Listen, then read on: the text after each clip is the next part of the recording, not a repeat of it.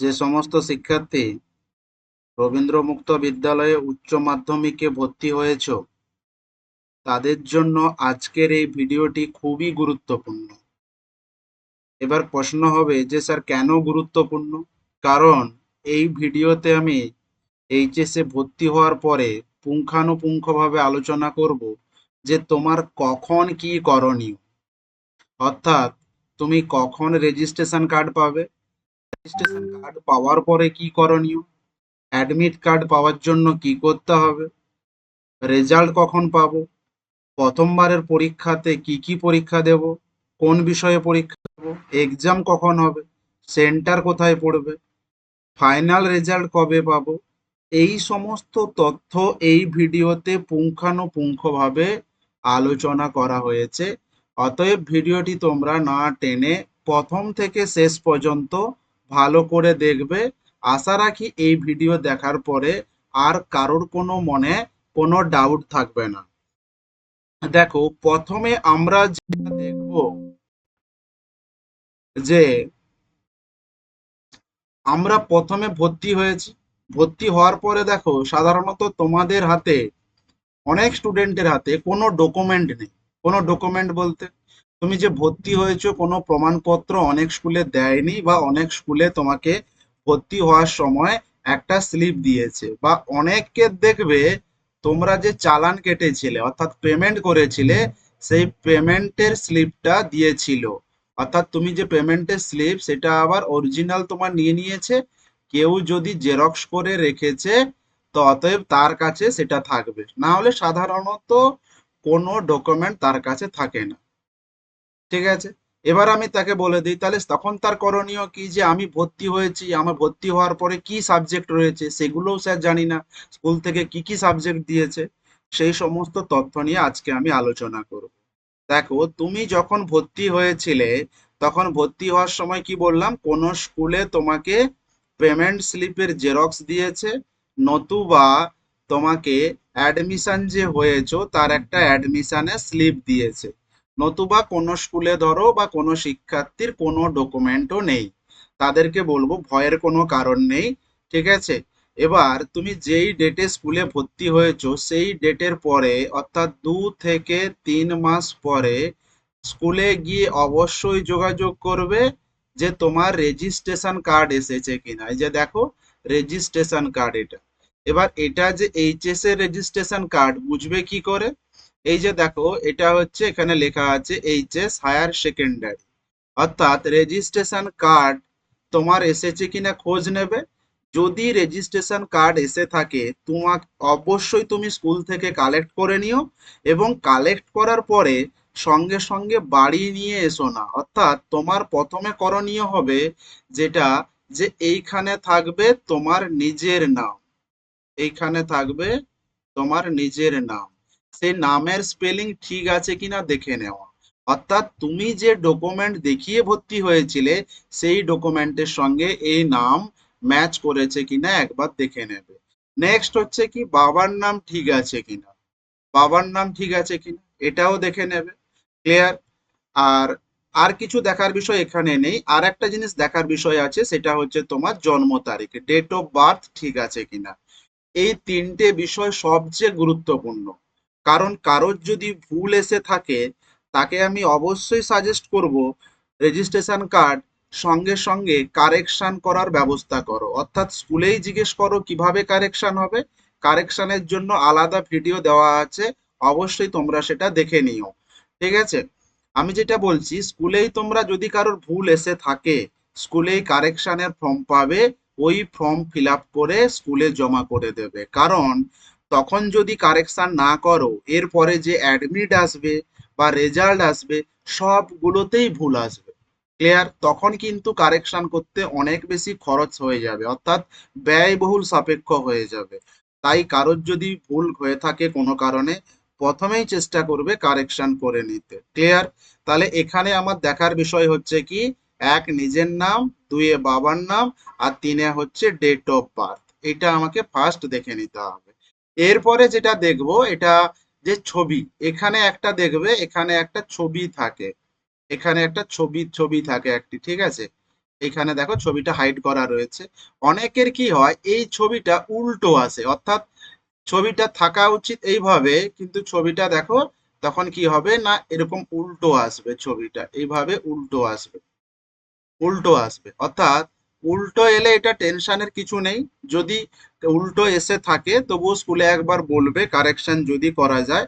না হলে উল্টো এলে এটা নিয়ে চিন্তা ভাবনা তেমন কিছু নেই। অনেকের আবার সাইন, সাইন কি হয়, পুরো সিগনেচারটা এখানে আসে না, কিছুটা আসে, বা যদিও সিগনেচার এসেছে, এর টাইটেল সামনের দিকে চলে এসছে, অর্থাৎ তোমার যে পদবি সামনের দিকে চলে এসছে। ঠিক আছে, অর্থাৎ এগুলো মাঝে মাঝে অনেকের ভুল হয়ে থাকে। অতএব ফার্স্ট যেগুলো দেখার বললাম ওগুলো ফার্স্ট দেখে নিও, তারপরে সেকেন্ড এইগুলো দেখে নিও ঠিক আছে কিনা। নেক্সট যেটা দেখার, যেটা তুমি যে ভর্তি হয়েছো এইচএস মানে বুঝতে পেরেছো, তোমার হয় 5টা সাবজেক্ট থাকবে, নতুবা 6টা সাবজেক্ট থাকবে। অর্থাৎ তুমি যে 5টা বা যে 6টা সাবজেক্ট নিয়েছো, সেই 6টা সাবজেক্ট কি কি, মানে তুমি যেটা বলেছিলে সেই সাবজেক্ট দিয়েছে, না স্কুল থেকে আলাদা কোনো সাবজেক্ট সিলেক্ট করে দিয়েছে, সেগুলো একটু দেখে নাও। কারণ এখানে কিন্তু মুখের কথা চলবে না, রেজিস্ট্রেশন কার্ডে যে বিষয়টি দেওয়া থাকবে সেই বিষয়ে তোমাকে পড়তে হবে, সেই বিষয়ে তোমাকে পরীক্ষা দিতে হবে। দেখে নাও, ফার্স্টে থাকবে Bengali first language, second language English, এটা সবার কমন, যতজন ভর্তি হয়েছো, সে আর্টসে ভর্তি হও আর সায়েন্সে ভর্তি হও। তারপরে দেখো কম্পালসারি সাবজেক্ট, যে 3টে নিয়েছো তার 3টে থাকবে, যে 6টা নিয়েছো তার এখানে টোটাল 4টা সাবজেক্ট থাকবে। তাহলে দেখে নাও এখানে কি কি আছে। এক হচ্ছে ইতিহাস, দুয়ে হচ্ছে রাষ্ট্রবিজ্ঞান, তিনে হচ্ছে শিক্ষা বিজ্ঞান। ক্লিয়ার, বোঝা গেল। এবার মনে প্রশ্ন হবে যে স্যার আমি তো মোটামুটি রেজিস্ট্রেশন কার্ডে এগুলো দেখে নিয়েছি, আমার সব ঠিক আছে, তাহলে কোনো সমস্যা নেই। এবার প্রশ্ন হচ্ছে স্যার এক্সাম কবে, না যেহেতু তোমাকে এইচএস, ভালো করে শোনো, এইচএস তোমাকে 2 বছরে দিতে হবে, অর্থাৎ 2 ইয়ার্স টাইম, 2 ইয়ার্স টাইম। অর্থাৎ প্রথম বছর তুমি কি করবে, ফার্স্ট বছর, আর সেকেন্ড বছর দ্বিতীয় বছর, অর্থাৎ প্রথম বছরে তুমি যে কোনো 3টে পরীক্ষা দিতে পারো, যে কোনো 3টে। তাহলে তোমার যদি 5টা বিষয় থেকে থাকে, তাহলে পরের বছর তুমি বাকি দুটো দেবে। কারোর যদি 6টা বিষয় থেকে থাকে, তাহলে সে পরের বছর 3টে বিষয় দেবে। বোঝা গেল। এবার মনে প্রশ্ন হবে স্যার এই বছর তো আমার খুব অসুবিধা, আমি পরীক্ষা একটাও দিতে পারবো না, দিতে পারলাম না, কোনো সমস্যা নেই। তাহলে পরের বছর তুমি চাইলে 5টা, তোমার যদি 5টা থেকে থাকে 5টা, আর 6টা থেকে থাকলে 6টা বিষয় তুমি একসঙ্গে দিতে পারবে। ক্লিয়ার, বোঝা গেল। তবে আমি তোমাদের সাজেস্ট করব, চেষ্টা করবে প্রথম বছর তুমি তোমার পছন্দের 3টে বিষয় পরীক্ষা দিয়ে দিতে। তাহলে কি হবে, অনেকটাই তোমার ক্ষেত্রে সুবিধা হবে। কারণ তুমি যদি 5টা বা 6টা বিষয় একসঙ্গে দাও, এক্ষেত্রে দেখা যায় যে তুমি একটা কি দুটো বিষয়ে ব্যাক আসার, অর্থাৎ ফেল করার সম্ভাবনা বেশি থেকে থাকে। কারণ তুমি তো সাধারণ ক্ষেত্রে কি হয়, পড়াশোনা একদমই করো না বা কম করো, তাহলে ব্যাক আসার সম্ভাবনা হয়। তাহলে এমনিতে 2 বছরের কোর্স, তাতে কি হবে, আবার 1 বছর সময় লেগে যাবে, অর্থাৎ সেক্ষেত্রে তোমার 3 বছর সময় লেগে যাবে। তাই তোমাদের আমি সাজেস্ট করব প্রথম বছর তুমি 3টে পরীক্ষা দিয়ে দাও। এবার প্রশ্ন হবে স্যার কোন 3টে দেবো, সাপোজ আমি যদি বলি, দেখো যাই বিষয় পরীক্ষা দাও না কেন, প্রথম বছর তোমরা ইংলিশটা দিয়ে দেবে। কারণ যতগুলো সাবজেক্ট রয়েছে তার মধ্যে ইংলিশটা একটু কঠিন। কারণ ইনকেস যদি ইংলিশটা তোমার ব্যাক এসে থাকে, তাহলে তুমি যখন সেকেন্ড বছর পরীক্ষা দেবে, ধরো সেকেন্ড বছরের সঙ্গে এই ইংলিশটা আবার দিতে পারবে। সেক্ষেত্রে কি হবে, তোমার একটা বছর নষ্ট হবে না, কারণ তুমি দেখা গেল সেকেন্ড বছর দ্বিতীয় বছর এসে ইংলিশ পরীক্ষা দেওয়ার জন্য প্রস্তুতি নিচ্ছ, দেখা গেল ইংলিশে ব্যাক এলো, তাহলে কি আবার পরের বছর দিতে হবে, অর্থাৎ সেক্ষেত্রে তোমার 3 বছর লেগে যাচ্ছে। বোঝা গেল। তো অতএব তোমার যে বিষয়টা কঠিন বলে মনে হবে, সেই বিষয়গুলো তুমি প্রথম বছর দেওয়ার চেষ্টা করো। সাধারণত নন প্র্যাকটিক্যাল সাবজেক্ট, যদি আমি সায়েন্সের কথা বলি, নন প্র্যাকটিক্যাল সাবজেক্টগুলো ফার্স্ট ইয়ারে দিতে হয়। তবুও তুমি ফার্স্ট ইয়ারে কোন বিষয়টা দেবে একবার স্কুলের সঙ্গে কথা বলে নেবে, কেমন।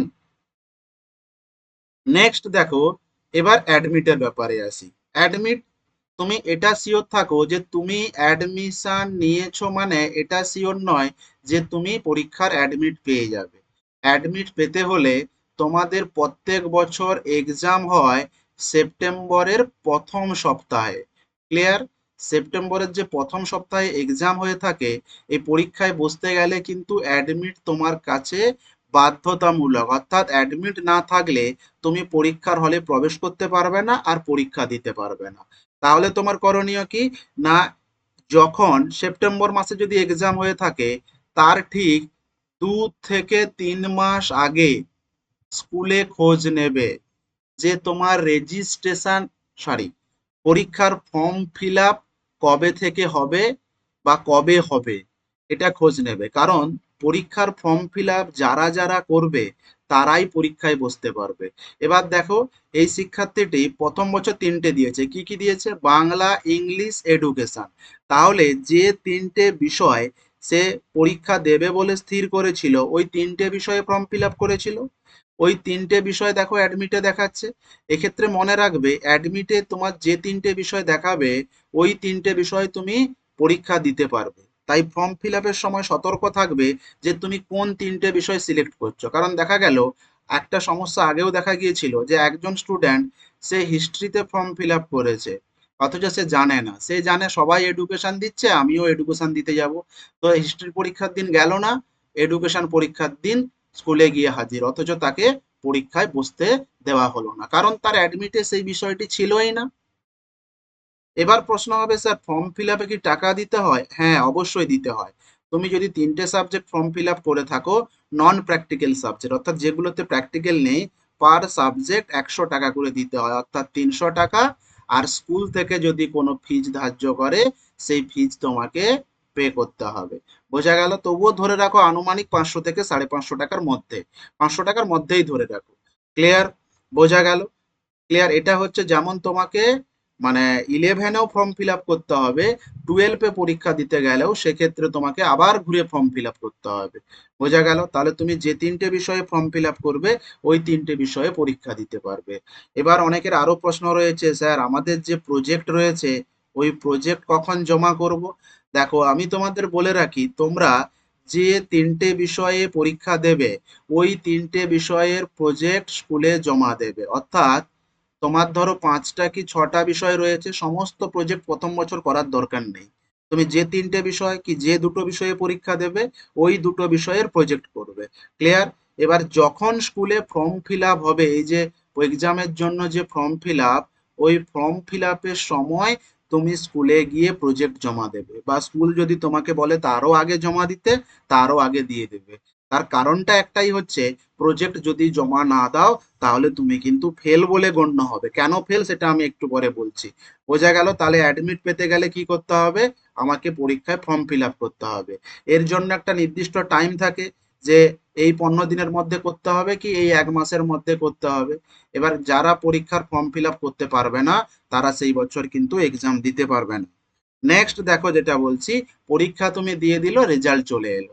দেখো, তোমার এখানে আর নাম নাম বাবার নাম এগুলো কিচ্ছু দেখার দরকার নেই, ফটো সিগনেচার কিচ্ছু দেখার দরকার নেই, কারণ ওই রেজিস্ট্রেশন কার্ডে যা ছিল যদি ভুল থাকে ভুলটা আসবে, আর যা ঠিক ছিল সে ঠিকটাই আসবে, ওগুলো নিয়ে আর কোনো কিছু দেখার দরকার নেই। দেখে নাও এইখানে যেটা বলছিলাম, দেখো তুমি পরীক্ষা দেবে টোটাল 100 নাম্বারের, তার মধ্যে দেখো এখানে লেখা আছে 80 নাম্বার থিওরি, 20 নাম্বার প্রজেক্ট। তার মানে 80 তোমাকে পরীক্ষার হলে গিয়ে দিতে হবে, আর 20 নাম্বার হচ্ছে প্রজেক্ট তোমাকে জমা করতে হবে। এবার তোমাকে বলে রাখি, পাস নাম্বার হচ্ছে 30% মার্কস পেতে হবে, অর্থাৎ 80-র মধ্যে লেখাতে 24 পেতে হবে, আর প্রজেক্টে 20-র মধ্যে 6 পেতে হবে। দেখো, দুটো যোগ করলে কিন্তু 30 হচ্ছে। এবার অনেকে হয়তো প্রশ্ন করে যে স্যার আমি প্রজেক্টে 20-র 20 পেয়ে গেছি, তাহলে কি আর 10 পেলে পাস? আমি বলবো না, তোমাকে লেখাতে অবশ্যই 24 পেতে হবে, আর এখানে প্রজেক্টে অবশ্যই 6 পেতে হবে, তাহলে প্রজেক্ট জমা দেওয়াটা জরুরি। কারণ তুমি যদি না জমা দাও সেক্ষেত্রে তুমি কি পাবে? জিরো পাবে। জিরো পাওয়া মানেও তুমি ফেল। মানে এখানেও 6 বাধ্যবাধকতা পেতে হবে, আর এখানে 24 বাধ্যবাধকতা পেতে হবে। ক্লিয়ার? তাহলে দেখো, 11-এ যে রেজাল্টটা পেলে, তুমি 3টে বিষয়ে পরীক্ষা দিয়েছিলে কি দুটো বিষয়ে দিয়েছিলে, তাহলে 3টে বিষয় বা দুটো বিষয়ে রেজাল্ট দেখিয়ে দেবে। এখানে দেখো টোটাল মার্কটা কিন্তু খালি থাকবে, তার কারণ এটা এইচএসে ভর্তি হবে। এখানে দেখো রেজাল্ট কি সেটাও দেখাচ্ছে না, তার কারণ হচ্ছে শুধু এখানে স্ট্যাটাস কি দেখাতে কিউ কিউ কিউ, মানে এটা হচ্ছে তুমি কোয়ালিফাই করে গেছো, ঠিক আছে, আর কিছু নয়। মানে তুমি এইচএস এর পরীক্ষা দেওয়ার জন্য, পরবর্তী ইয়ারে পরীক্ষা দেওয়ার জন্য তুমি কোয়ালিফাইড, ঠিক আছে, বোঝা গেল। এবার তোমাদের আমি বলে রাখি, আরো অনেকে প্রশ্ন করে যে স্যার আমি তো এক্সাম কোথায় দেব, মানে যেই স্কুলে ভর্তি হয়েছি সেই স্কুলে দেব না অন্য কোথাও দেব? না, তোমাদের রেগুলারে যেমন এক্সামে সেন্টার পড়ে অন্য স্কুলে, এখানেও তোমার কিন্তু সেন্টার পড়বে অন্য কোনো স্কুলে। তাহলে এবার প্রশ্ন হবে স্যার সেন্টার কোথায় পড়েছে আমি জানবো কি করে? অবশ্যই বলবো তোমরা স্কুলের সঙ্গে কন্ট্যাক্ট রাখবে, সেন্টার কোথায় পড়েছে ওটা জেনে নেবে, নতুবা এই চ্যানেলটি সাবস্ক্রাইব করে রাখবে। এখানে প্রত্যেকটা স্কুলের সেন্টার কোথায় পড়েছে সেটা পুঙ্খানুপুঙ্খভাবে জানিয়ে দেওয়া হবে সবার আগে, সঠিকভাবে। নেক্সট দেখো আমি যেটা বলছি, আবার চলে আসবো এইচএস এ। তাহলে আমাকে কি করতে হবে? এইচএস এর যে দুটো তোমার বিষয় বাকি আছে, বা যে তিনটে বিষয় বাকি আছে, সেই তিনটে বিষয়ে তুমি পরীক্ষা দেবে। এবার তার জন্য ফর্ম ফিল আপ করতে হবে একইভাবে, দুটো বিষয় থাকলে 100 করে 200 টাকা, আর তিনটে বিষয় থাকলে 100 টাকা করে, হলে 5 সাবজেক্ট 300 টাকা, প্লাস তোমাকে কি করতে হবে না স্কুল ফিজ পে করতে হবে, স্কুলের যদি কোনো ধার্য মূল্য থেকে থাকে, ঠিক আছে। আরো একটা কোশ্চেন আমি এক্ষেত্রে বলে রাখি, অনেকে যারা অন্যের মারফতে ভর্তি হয়ে থাকে মাধ্যমিক বা উচ্চ মাধ্যমিক, তারা কিন্তু জানে না সে কোন স্কুল থেকে করছে। দেখো তুমি যে ডকুমেন্ট গুলো পাচ্ছ, দেখবে সেখানে লেখা থাকে, দেখতে পাচ্ছ স্টাডি সেন্টার, অর্থাৎ তুমি কোন স্কুলের মারফতে পরীক্ষা দিচ্ছ, এটা কিন্তু লেখাই থাকে, যেটা অনেকে জানো না, এটা তোমরা ডকুমেন্ট পাওয়ার পরে জেনে নেবে। ক্লিয়ার? তাহলে একইভাবে এইচএস এ যদি ফর্ম ফিল আপ করো, তবেই তুমি এইচএস পরীক্ষায় বসতে পারবে। নেক্সট দেখো যেটা বলে রাখি, ক্লাস 11-এ যদি কেউ কোনো সাবজেক্টে ফেল করে থাকে, সেটা কিন্তু এই এইচএস এসে দিতে পারবে, অর্থাৎ তার যদি দুটো বিষয় থেকে থাকে আর ফেল করেছে একটা, তাহলে একসঙ্গে পরীক্ষা দেবে। আর কেউ যদি চায় না সমস্ত বিষয় একসঙ্গে দেবে, সে অবশ্যই সেটা দিতে পারে। বোঝা গেল? নেক্সট দেখো বলছি, পরীক্ষা দিয়ে দিলাম, একদম ফাইনাল রেজাল্ট চলে এসেছে, ঠিক আছে, একইভাবে বলবো নাম ঠিকানা এগুলো কোনো কিছু দেখার দরকার নেই, ঠিক আছে। এবার দেখো, এক্ষেত্রে দেখো যে 5টা বিষয় ছিল তার 5টা বিষয়ের রেজাল্ট এখানে দেখানো হয়েছে, 6টা বিষয় থাকলে 6টা, যে আর্টসে পড়বে আর্টসের সাবজেক্ট, সায়েন্স থাকলে সায়েন্সের সাবজেক্টগুলো এখানে দেখা থাকবে। এবার দেখো টোটাল কত পেয়েছে, 325, কত নাম্বারের মধ্যে? না 500 নম্বরের মধ্যে। তার ওভারঅল গ্রেড কি এসছে? B plus. বি প্লাস মানে কি দেখো এখানটায় গুড। এবার রেজাল্টের স্ট্যাটাস কি দেখাচ্ছে? না পাস করে গেছে। বোঝা গেল? এটা হলেই তোমার কমপ্লিট। এবার ফাইনালি তোমাকে কি দেবে? এই রেজাল্টটা হাতে দেবে, আর একটা তোমাকে পাস সার্টিফিকেট দেবে, অর্থাৎ তুমি যে পাস করেছো তার একটা সার্টিফিকেট দেবে। তার মানে একজন শিক্ষার্থী উচ্চ মাধ্যমিকে ভর্তি হলে কি কি ডকুমেন্ট পাবে? প্রথমে যেটা বললাম, ফার্স্ট দেখো কি পেলো সে, ফার্স্টে পাবে একটা রেজিস্ট্রেশন কার্ড পাবে, দুয়ে পাবে ক্লাস 11-এর অ্যাডমিট পাবে, ক্লাস 11-এর অ্যাডমিট, 3-এ পাবে ক্লাস 11-এর রেজাল্ট পাবে, আর 4-এ কি পাবে? 12-এর অ্যাডমিট পাবে, এবং 5-এ পাবে 12-এর যেটা হলো ফাইনাল রেজাল্ট, ফাইনাল রেজাল্ট, আর 6-এ হচ্ছে পাস সার্টিফিকেট, অর্থাৎ পাস যে করে গেছে। তার মানে টোটাল একজন শিক্ষার্থী 6টা ডকুমেন্ট পাবে। ক্লিয়ার? বোঝা গেছে? আশা রাখি এই ভিডিওতে এইচএস এর ব্যাপারে তোমাদের আমি একদম পুঙ্খানুপুঙ্খভাবে সমস্ত তথ্য শেয়ার করলাম। যদি ভিডিওটি ভালো লেগে থাকে অবশ্যই লাইক করতে ভুলো না, এবং যারা ভর্তি হয়েছে তাদেরকে বলবো ভালো করে পড়াশোনা করো। এ বিষয়ে যদি তোমাদের কোনো সাজেশন বা কোনো জানার থাকে অবশ্যই কমেন্ট বক্সে জানাবে, এবং এই ভিডিওটি বন্ধুদের মধ্যে শেয়ার করে দিও, যাতে তোমার অন্যান্য বন্ধুরাও উপকৃত হতে পারে। Thanks for watching.